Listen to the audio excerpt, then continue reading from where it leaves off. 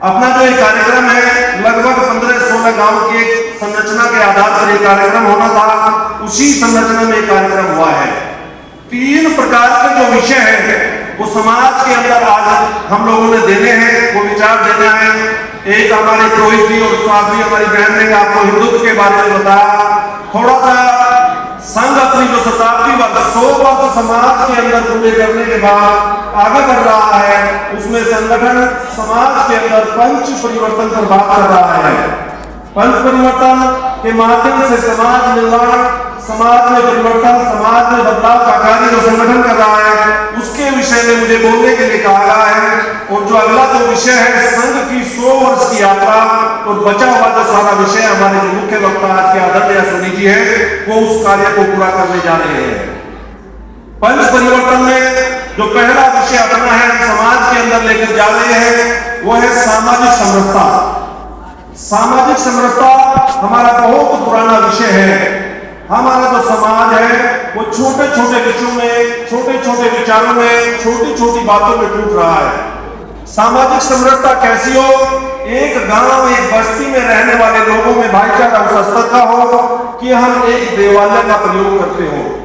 पूजा के लिए पूरे गांव में किसी प्रकार की बंदिश नहीं होनी चाहिए, ये फलानी जाति का पूजा घर है, ये फलानी जाति का है। इस प्रकार से हमारे समाज को तोड़ने के लिए दुनिया की शक्तियां लगी हुई है।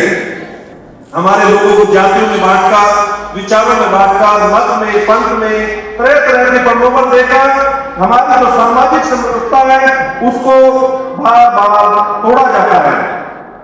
एक मंदिर का प्रयोग करते हो, एक नल, एक कुएं का जो जल है, सब लोगों को वहां से पानी पीने की आजादी हो, सबको पानी पीने की स्वतंत्रता हो। एक शमशान घाट का प्रयोग करते हो, कहते हैं कि मृत्यु जीवन का अंतिम सत्य है। और अपने आर्य समाज में तो अंतिम संस्कार को ही जीवन को अंतिम क्रिया कहते हैं, लेकिन हमारे यहाँ हम कई जगह देखने में आता है, आज भी समाचार में मीडिया के माध्यम से जानकारी मिलती है कि उस गांव में ये फलानी जाति का शमशान घाट है, ये फलानी जाति का शमशान घाट है। इस प्रकार का जो विचार अपने समाज के अंदर है, उसको हम लोगों को पूर्ण रूप से खत्म करना चाहिए। एक गांव, बस्ती, मोहल्ला, नगर मंडल में सभी जातियों का सामूहिक भोजन हो, सामूहिक उठना बैठना हो, सामाजिक समरसता उस स्तर की हो कि सामाजिक भाईचारा हमारा उस स्तर का हो कि सबको सम्मान मिले और सबको बराबर का हक मिले। इस प्रकार का अपने समाज की कल्पना हम लोग करते हैं और कहते हैं कि जो पूर्वज अपनी नस्लों को अपने इतिहास की जानकारी नहीं देते, अपनी बातें नहीं बताते, कहते हैं कि इतिहास के पन्नों से वो नस्लें मिट जाती है। मित्रों, एक देश है इजराइल।